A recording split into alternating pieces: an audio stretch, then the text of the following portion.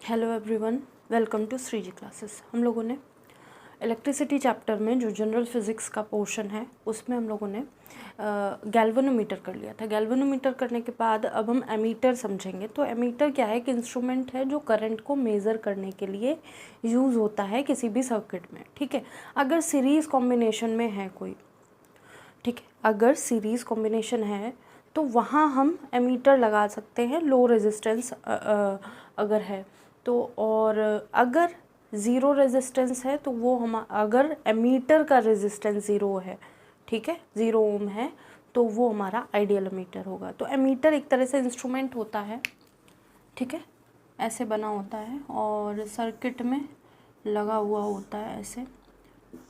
यहाँ ए लिखा होगा और एक निडल होगी जो यहाँ से यहाँ तक जैसा हमारा करंट होगा वहाँ पे फ्लक्चुएट कर रही होगी, ऐसे मूव कर रही होगी, तो हमें प्रॉपर करंट बता रही होगी। ठीक है, कितना करंट है, ये डायरेक्शन नहीं बताती है। ठीक है, और ये जो जैसे गैल्वेनोमीटर था वो क्या कर रहा होता है, वीक करंट को भी डिटेक्ट कर रहा था, लेकिन ये वीक करंट को डिटेक्ट नहीं कर पाता है। तो हमारा फर्स्ट जो है आज टॉपिक वो है एमीटर। एमीटर क्या है?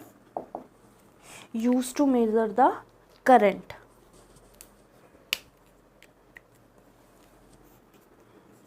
इट इज अ डिवाइस, एक डिवाइस है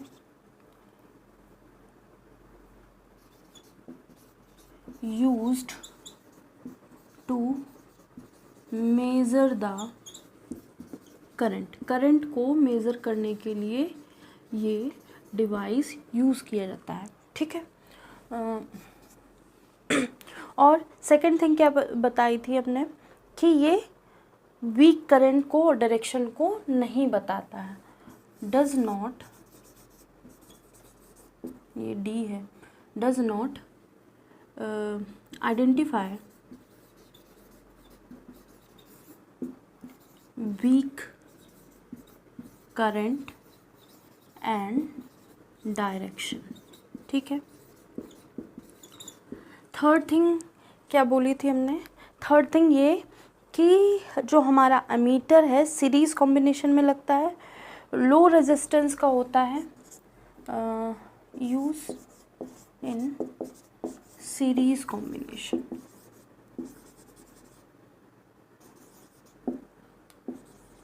ठीक है, सीरीज़ कॉम्बिनेशन में यूज़ होगा।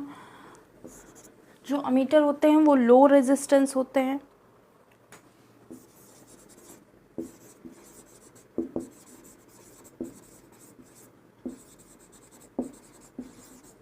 ठीक है, नेक्स्ट क्या है? जो एमीटर होगा, low resistance ammeter are best. ठीक है, इफ़ अगर इस एमीटर का खुद का रेजिस्टेंस 0 ओम हो जाए तो वो आइडियल एमीटर कहलाएगा। ठीक है, तो इसको लिख सकते हैं, if resistance of ammeter is 0 ohm, then it is considered as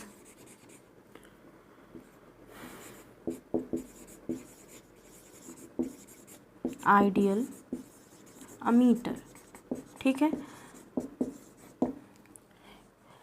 जब सर्किट बनाएंगे, जब कोई सर्किट बनाएंगे, यहाँ हमने की बनाई और यहाँ हमने अपना बल्ब लगा दिया, यहाँ हमने बैटरी लगा दी और यहाँ हमने एमीटर लगा दिया, इधर एमीटर लगा दिया। ठीक है, करंट डिटेक्ट करने के लिए।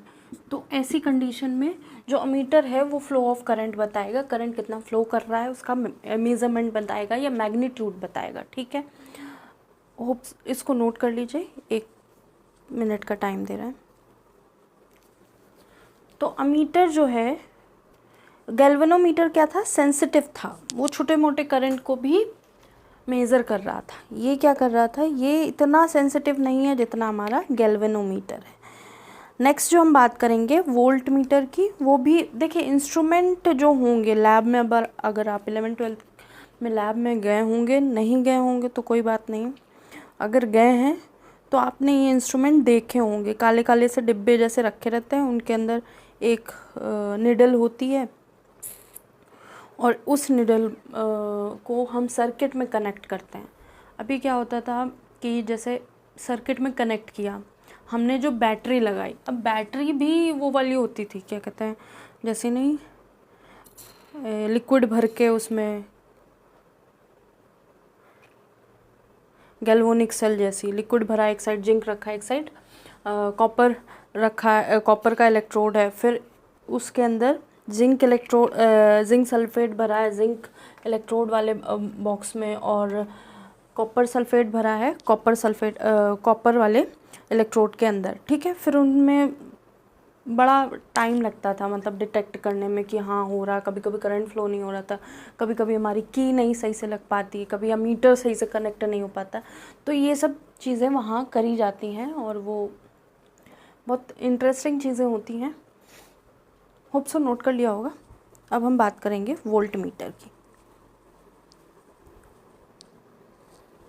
नेक्स्ट टॉपिक है वोल्ट मीटर। वोल्ट मीटर भी दिखने में कुछ ऐसा होगा जैसा मीटर को बताया था, बस वहाँ पे V लिखा होता है, ठीक है, ऐसा बना होता है ऐसे, और यहाँ V लिखा होगा, यहाँ पे नीडल होगी, वो भी ऐसे बना होता है। तो वोल्ट मीटर क्या है, ये वोल्टेज को मेज़र करने के लिए सर्किट में लगाया जाता है, ठीक है। तो क्या होता है, ये इस वाले एक्सपेरिमेंट में डिफरेंट वायर्स यूज़ करे जाते हैं, ठीक है, जिससे हाँ, तो क्या कह रहे थे, वोल्ट मीटर जो है मेज़र किया जाता है इससे। Voltmeter use to measure, it is a device use to measure voltage in the circuit. It is a device used to measure, किसके लिए यूज़ किया जाता है मेज़र करने के लिए, वोल्टेज, ठीक है। सेकंड जो है वोल्ट मीटर जो है वो पैरेलल में कनेक्ट किया जाता है। जैसे मीटर हमारा सीरीज़ में कनेक्ट किया जाता था, वैसे ये कनेक्टेड पैरेलल, कहाँ पे, सर्किट के, ठीक है, कनेक्टेड इन पैरेलल कॉम्बिनेशन,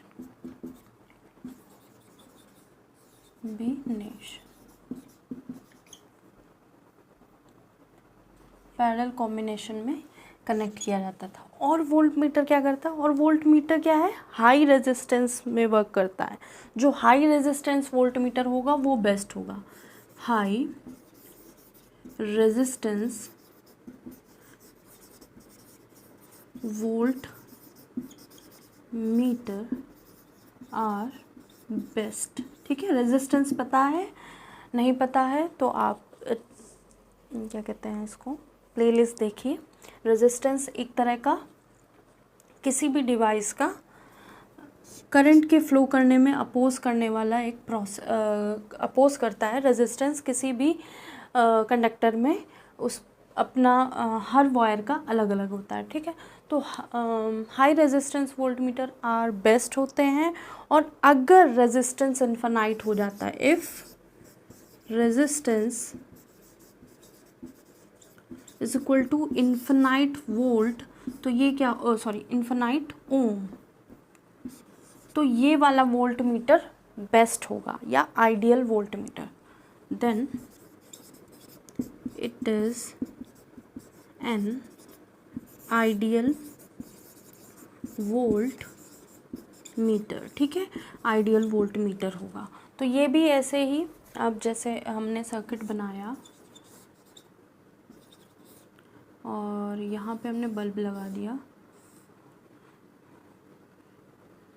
और ये ऐसे जा रहा है, तो अगर करंट फाइंड करना है तो इसको पैरेलल लगाया जाएगा, ठीक है। यहाँ कुछ है, कुछ भी लगा है वायर वगैरह, और यहाँ पे इसको पैरेलल लगाया जाएगा और ये हमारी रहेगी बैटरी।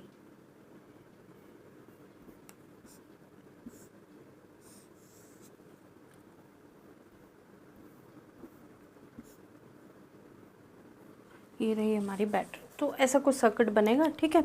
नेक्स्ट हम बात करते हैं, इसको नोट कर लीजिए, कुछ सर्किट की इतनी ज़रूरत नहीं, सर्किट पूछा भी नहीं जाता, बस आपको पता होना चाहिए कि पैरेलल कनेक्ट होगा या सीरीज़ में कनेक्ट होगा, ठीक है। नेक्स्ट हम बात करेंगे रेक्टिफायर। रेक्टिफायर क्या करता है, एसी करंट को, जो हमारा करंट एसी आ रहा है ना, एसी को डीसी में कन्वर्ट करता है, बस, ठीक है। और ट्रांसफार्मर है वो एसी करंट देता है, बैटरी है जो डीसी करंट देता है, डायरेक्ट करंट पहुंचाती ही रहती है जब तक उसके अंदर की पावर ख़त्म नहीं हो जाती, ठीक है। और जो ट्रांसफार्मर है वो एसी करंट देता है, ठीक है, जो फ्लक्चुएट करता है। जो इंडिया में एसी करंट है वो 50 हर्ट्ज यूज़ किया जाता है। होप सो ये हो गया होगा, अभी ये जनरल चीज़ें लिख लेते हैं। तो ये जिनकी बातें हो रही हैं ये सारे इंस्ट्रूमेंट हैं जो यूज़ किए जाते हैं। एक आता है रेक्टिफायर। रेक्टिफायर क्या करता है, कन्वर्ट करता है एसी करंट को डीसी में। Device use to convert AC into DC, alternate current into direct current, ठीक है। इसके बाद हमने देखा होगा ट्रांसफार्मर, सुना होगा ट्रांसफार्मर क्या करते हैं,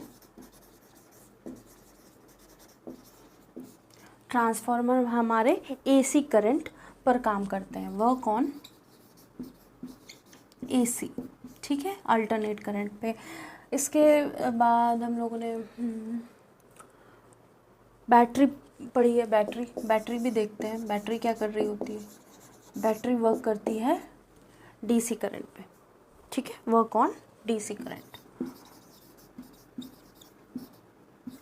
ऑन डीसी। वो डीसी करंट आदत होती है तो वो डीसी करंट बोल लेते हैं, लेकिन ये सी का मतलब ही करंट होता है, ठीक है।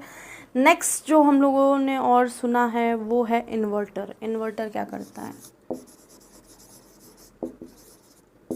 इन्वर्टर क्या करता है, जो हमारे घरों में आ रही है डीसी उसको एसी में, to convert DC into AC में। मतलब इन्वर्टर क्या करता है, स्टोर कर लेता है, स्टोर करने के बाद जब ज़रूरत होती है तो एसी प्रोवाइड करता है, ठीक है। तो एसी कैसा होता है, अल्टरनेट करंट कैसा होता है, ये ऐसे फ्लक्चुएशंस देखने को मिलती हैं, ठीक है। तो कहते हैं ना कि एसी जो करंट होता है वो फेंकता है, तो वो यही पॉइंट आता है, जब यहाँ से चलता है तो यहाँ पे तो करंट होता है बहुत ज़्यादा, जैसे ही फिर वो ज़ीरो पे आ जाता है, फिर वो माइनस पे जाता है, फिर वो ऐसे ज़ीरो पे बार बार ज़ीरो पे आता रहता है, तो वो एक बार फेंकता है, फेंकते मतलब वो वहाँ पे करंट ज़ीरो हो जाता है। लेकिन डीसी करंट है, जितना करंट जा रहा है वो हमेशा उतना ही करंट जाता रहेगा। जो हमारी इंडिया में फ्रीक्वेंसी यूज़ करी जाती है एसी के लिए वो क्या है, लिखेंगे इसको, frequency of AC current, frequency of AC current, फिर वही एसी इन इंडिया, वो क्या है, frequency of AC in India वो है 50 हर्ट्ज़, ठीक है।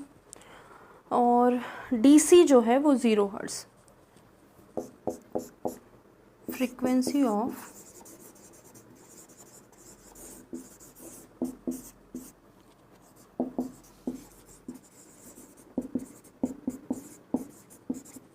ठीक है। अब हम बात करेंगे, इसको नोट कर लीजिए, अब हम बात करेंगे किसकी, जो हमारा गैल्वेनोमीटर है उसको हम अमीटर में कैसे चेंज कर सकते हैं, ठीक है। फिर जो हमारा गैल्वेनोमीटर है उसी को हम वोल्टमीटर में कैसे चेंज कर सकते हैं, दोनों बात करेंगे, ठीक है। फिर एक शंट होता है, शंट वायर, उसकी भी बात करेंगे।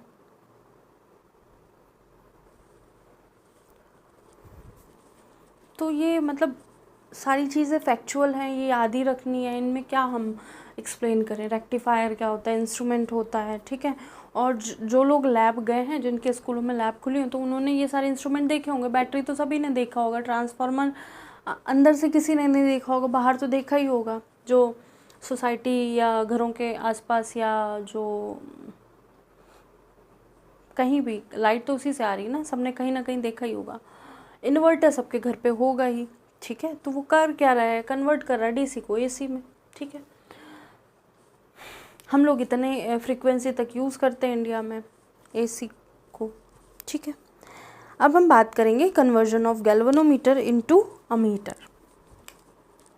क्योंकि बाई चांस हमारे पास गैल्वेनोमीटर हो, हमको अमीटर की नीड हो, तो हम क्या करेंगे, तो गैल्वेनोमीटर को ही हमने अमीटर में चेंज कर लिया।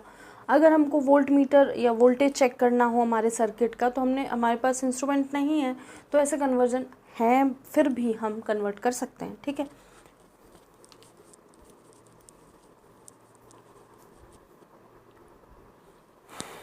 तो हम पढ़ेंगे कन्वर्जन ऑफ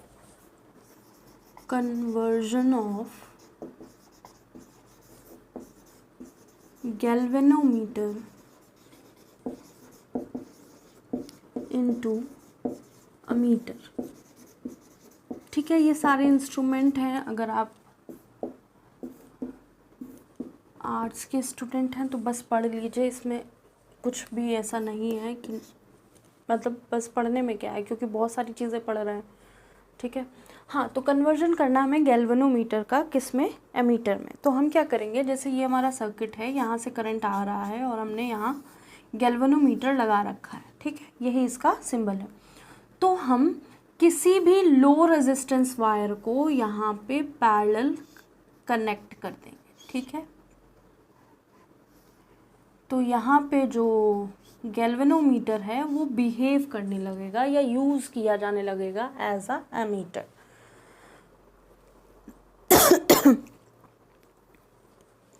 तो यहाँ लिख देंगे a low resistance wire is connected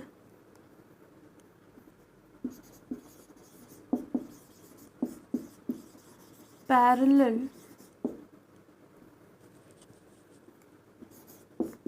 to the circuit. A low resistant wire is connected parallel to the galvanometer in circuit. In galvanometer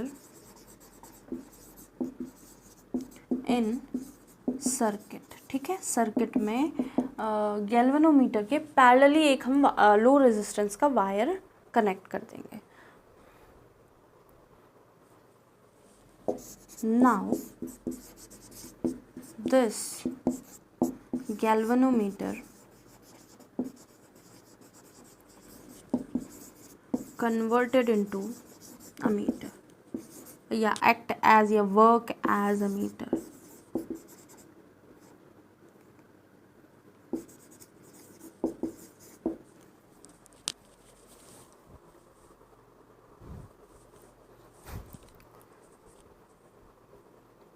और करंट ईजिली फ्लो करेगा इस वायर से, ठीक है। नेक्स्ट हम बात करेंगे जब हम गैल्वेनोमीटर को वोल्टमीटर में चेंज करेंगे, तो इसको नोट कर लीजिए।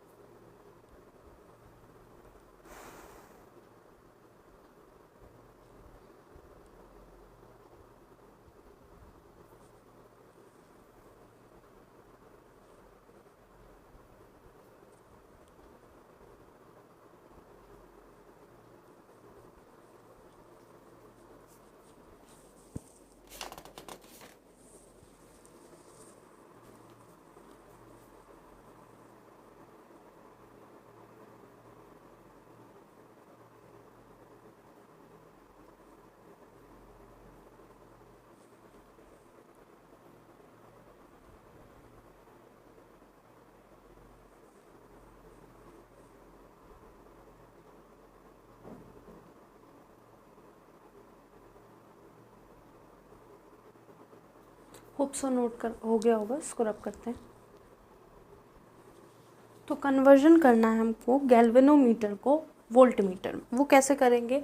जब हम किसी हाई रेजिस्टेंस वायर को गैल्वेनोमीटर के साथ सीरीज कॉम्बिनेशन में कनेक्ट कर देंगे तो ये कैसा बिहेव करेगा, ये जो सिस्टम है वो एज अ वोल्टमीटर बिहेव करने लगेगा। ठीक है, तो इसको लिख लेते हैं। इसकी जगह आप इधर लग सकते हैं, इधर ऐसे लगा दो। लिखिए, when a high resistance wire is connected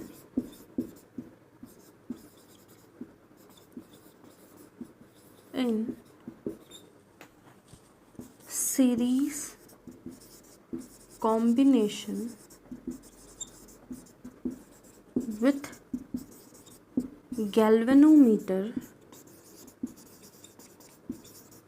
it work as a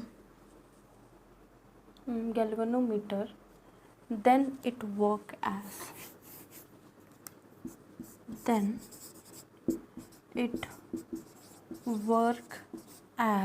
a voltmeter। ठीक है, तो हम क्या करेंगे, गैल्वेनोमीटर के साथ एक हाई रेजिस्टेंस वायर को कनेक्ट कर देंगे।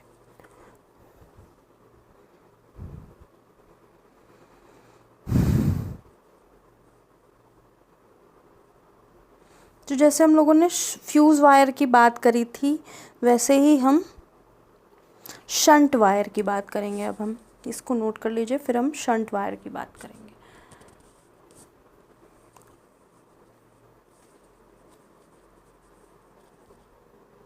एक मिनट देते हैं।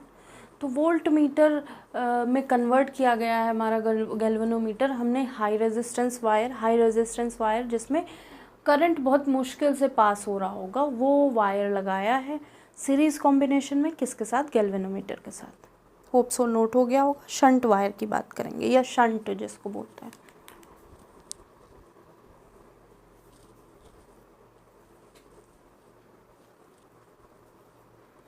तो शंट क्या होता है?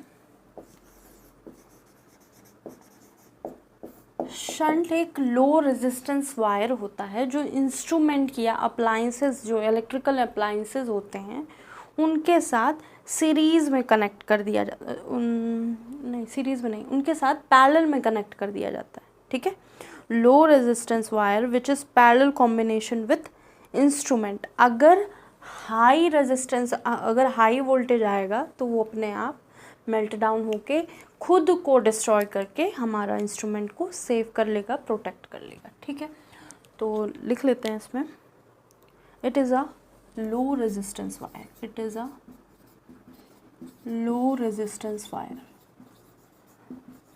इसका मेल्टिंग पॉइंट लो होगा। ठीक है, connected parallel to instrument, connected in parallel combination with, इसके साथ, with इंस्ट्रूमेंट। ठीक है, इंस्ट्रूमेंट या फिर इलेक्ट्रिकल अप्लायंसेस।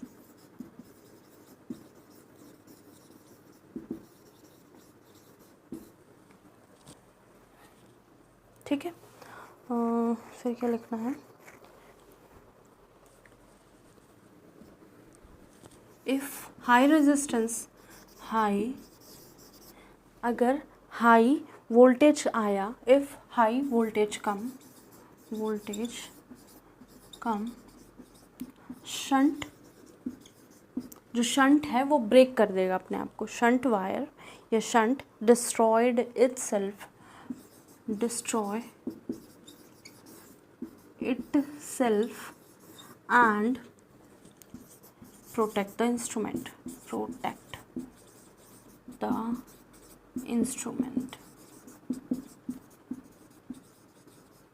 तो ये है शंट। ठीक है,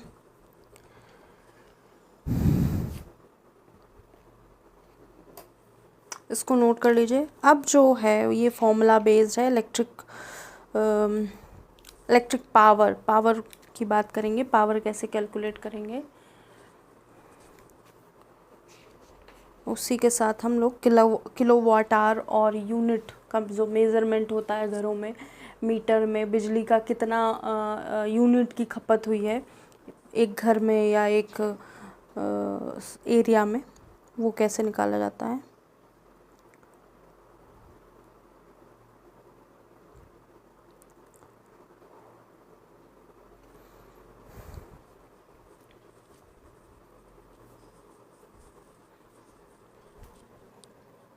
होप सो नोट हो गया होगा।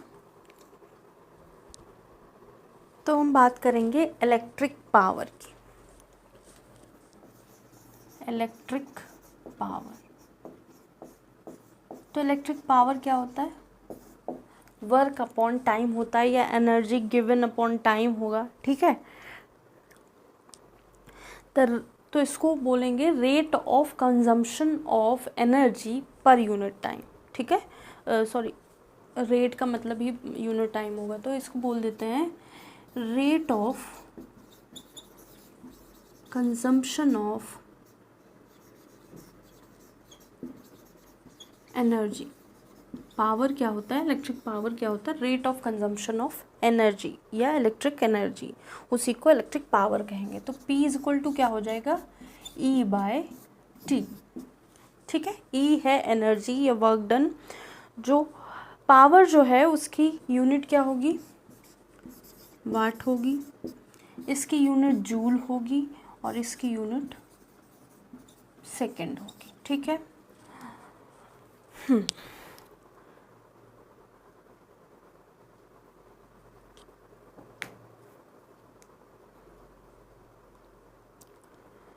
तो अब एक हॉर्स पावर कितना होता है, one horse power. 1 horse power की वैल्यू क्या होगी, 1 हॉर्स पावर हमारा 746 वाट का होता है। ठीक है,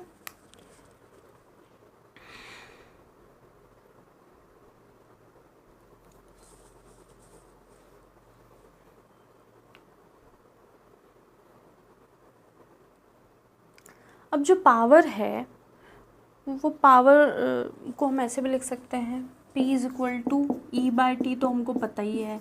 E की जगह हम W रख देते हैं, W/T। W की जगह हम क्या रख सकते हैं, W की जगह हम लोग QV रख सकते हैं, QV/T। Q क्या है, चार्ज है, इसको कैपिटल Q भी लिख सकते हैं, स्मॉल q भी। V क्या है, वोल्टेज है। ठीक है, अब V की जगह हम लोग क्या जो Q की जगह हम लोग Q/T है, जो हमारा ये जो Q/T है ना, ये I के बराबर होता है। किसके बराबर होता है, since Q/T is equal to I, last term पे पढ़ा होगा आपने, तो ये VI भी हो सकता है। ठीक है, तो पावर इस फॉर्म में भी पूछा जा सकता है, इस फॉर्म में, उस फॉर्म में, उस फॉर्म में, किसी भी फॉर्म में पूछा जा सकता है। और पावर को क्या लिख सकते हैं, और पावर को लिख सकते हैं I²R। P is equal to, अगर हमने V की वैल्यू रख दी तो I²R होगा। अगर हमने वहाँ पे क्या रखा, अगर हम हाँ, एक और फॉर्मूला होता है जिसमें power is equal to V²/R होता है, V²/R। तो ये कुछ फॉर्मूला हैं पावर के। अगर हम जैसे हमने यहाँ पे V की वैल्यू लिख ली, V is equal to IR, तो I² R आ गया। अगर हमने I की वैल्यू रख दी, I is equal to V/R, तो हमारा ये फॉर्मूला बन गया। तो ये फॉर्मूला पावर के यूज़ होते हैं।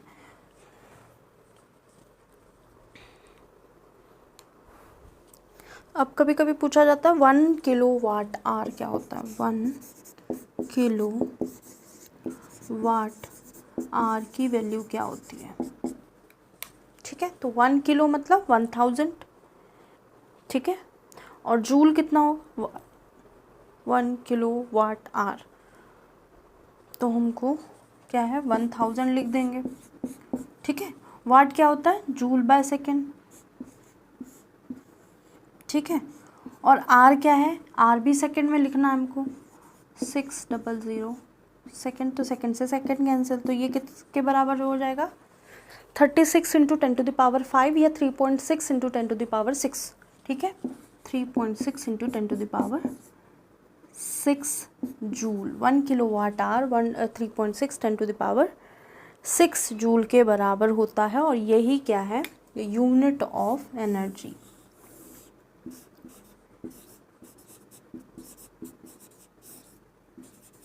One unit of energy.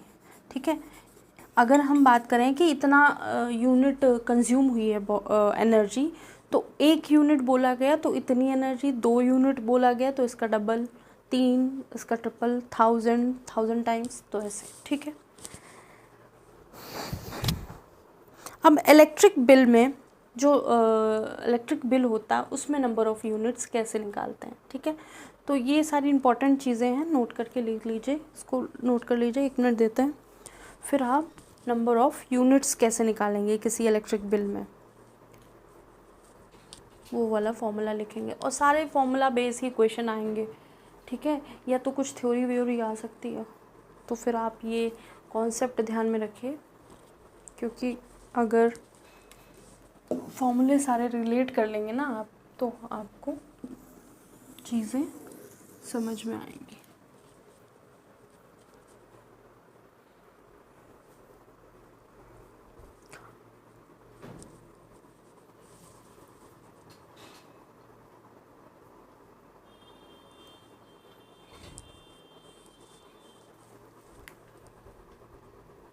तो होप सो नोट कर लिया होगा, इसको रब करते हैं।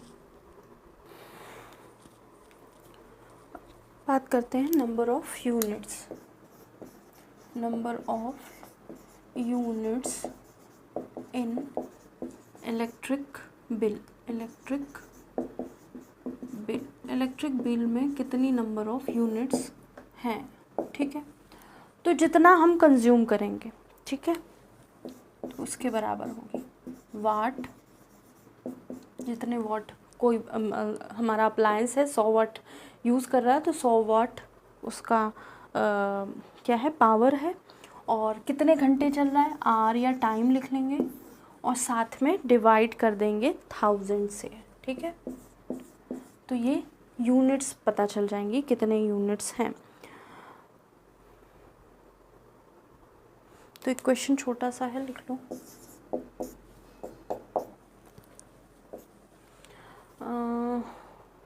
अगर if 200 watt bulb, if 200 watt bulb, एक 200 वाट बल्ब है, ठीक है, used for 10 hour in a day for 1 month। ठीक है, find unit of bill. Find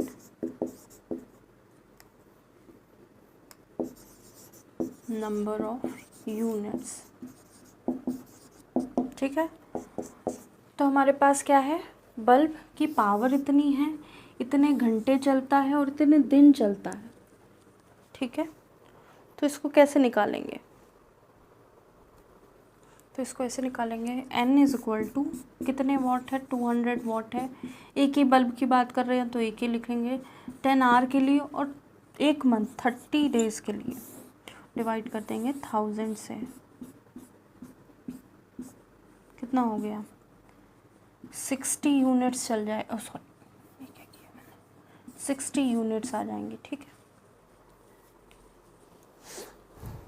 और अगर कह दिया गया कि 1 यूनिट 2 रुपये की है, 5 रुपये की है, 6 रुपये की है, तो फिर हमें बिल भी निकालना होगा। Number of units, find bill.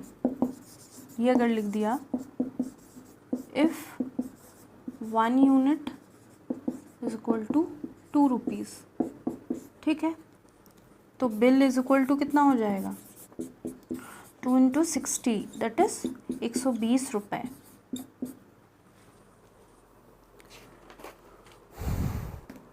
अब हम बात करेंगे हीट इफ़ेक्ट की, क्योंकि जब वायर को, इसको नोट कर लीजिए, जब भी कोई वायर से करंट पास होता है तो उस वायर के में कुछ ना कुछ रेजिस्टेंस होता है, तो हीट जनरेट होती है उस वायर में। कोई भी वायर हो, कोई भी इंस्ट्रूमेंट बहुत देर से चल रहा हो, तो वो जिस वायर से कनेक्ट है ना स्विच बोर्ड से, उस वायर को बाहर से पकड़ के देखना, उसमें ऐसा खोल के नहीं तो जल्दी ही कहीं चले जाओगे। लेकिन क्या है, वायर को ऐसे जैसे उसके ऊपर क्या लगी है, लेयर है एक प्लास्टिक की या रबड़ की कोई लेयर है, तो वो उसको पकड़ के देखिए, तो वो क्या होगा, थोड़ा सा टेम्परेचर में हाई होगा, वो हीट इफ़ेक्ट होता है, हीटिंग इफ़ेक्ट होता है। वो किसकी वजह से होता है, करंट है, रेजिस्टेंस है और बहुत टाइम से जल रहा है, तो उसको जूल इफ़ेक्ट भी बोल सकते हैं, हीट इफ़ेक्ट या जूल इफ़ेक्ट, ठीक है, इसको लिखते हैं।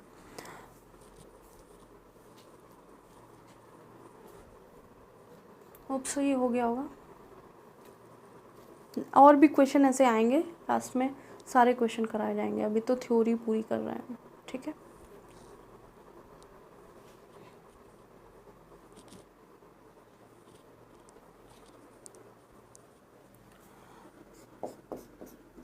हीट इफ़ेक्ट कहेंगे या फिर जूल इफ़ेक्ट भी कह सकते हैं, जूल इफ़ेक्ट। ये क्या है, when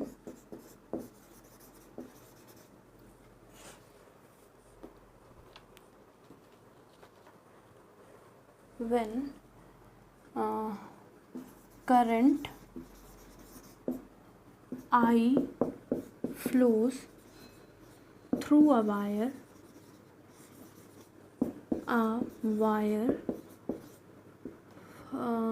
of resistance R for T time, ठीक है, for T टाइम के लिए I है, ये R है।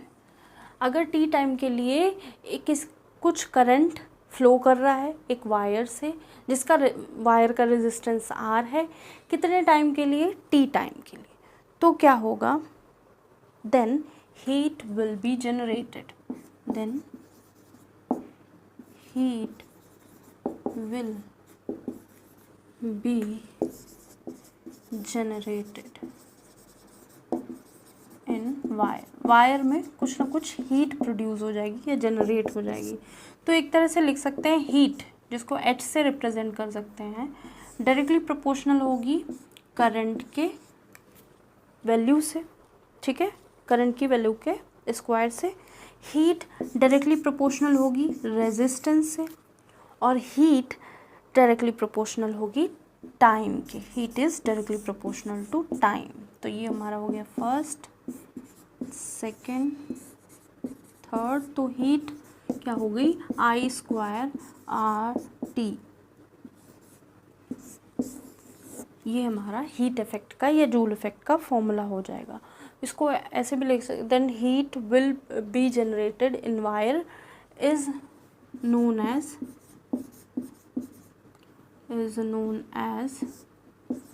हीट इफेक्ट और जूल इफेक्ट, ठीक है, ऐसे भी लिख सकते हैं। और ये हमारा फॉर्मूला। तो हीट जब जनरेट होगी, अगर हमें करंट दिया है तो करंट के हिसाब से बता देंगे कि हीट डायरेक्टली प्रोपोर्शनल होगा करंट के स्क्वायर के, ठीक है, हीट डायरेक्टली प्रोपोर्शनल होगा रेजिस्टेंस ऑफ वायर के, हीट डायरेक्टली प्रोपोर्शनल होगा time of flowing of current, ठीक है, जितनी देर तक करंट फ्लो कर रहा है, जितनी ज़्यादा टाइम लगेगा उतना ज़्यादा क्या होगा, हीट प्रोड्यूस होगी। तो हीट का और भी फॉर्मूले हैं, अगर हम I को V में कन्वर्ट कर दें तो क्या आ जाएगा, H is equal to V square by R into T. एक ये फॉर्मूला हो सकता है, और एक हो सकता है अगर हम क्या करें, आई आर को वी में चेंज करें, क्योंकि इसके पास 2 आई है ना, तो इस वाले आई आर को वी में चेंज कर दें तो वी आर टी आ सकता है। तो ये 3 फॉर्मूले हैं, जैसे पी के हैं, पावर के हैं 2-3-4 फॉर्मूले, वैसे इसके भी हैं हीट इफेक्ट के। इसको नोट कर लीजिए।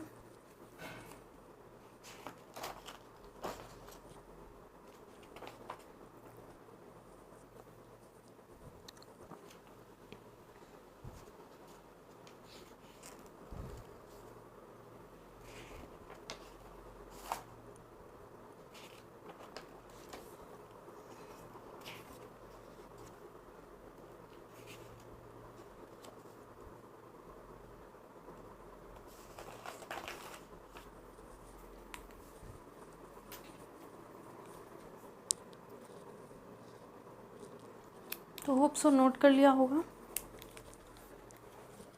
तो ये क्लास यहीं तक रखते हैं।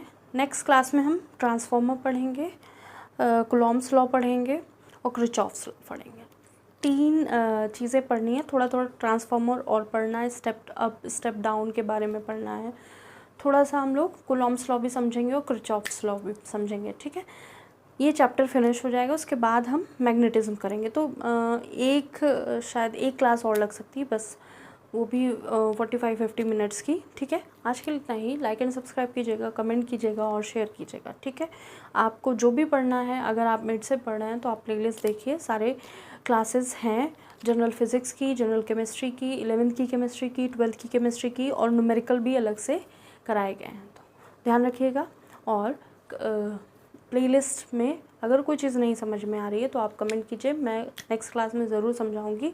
और कोई भी चीज़ ऐसी है जो न्यू पढ़नी है तो आप कमेंट कर सकते हैं। आज के लिए इतना ही। Thank you.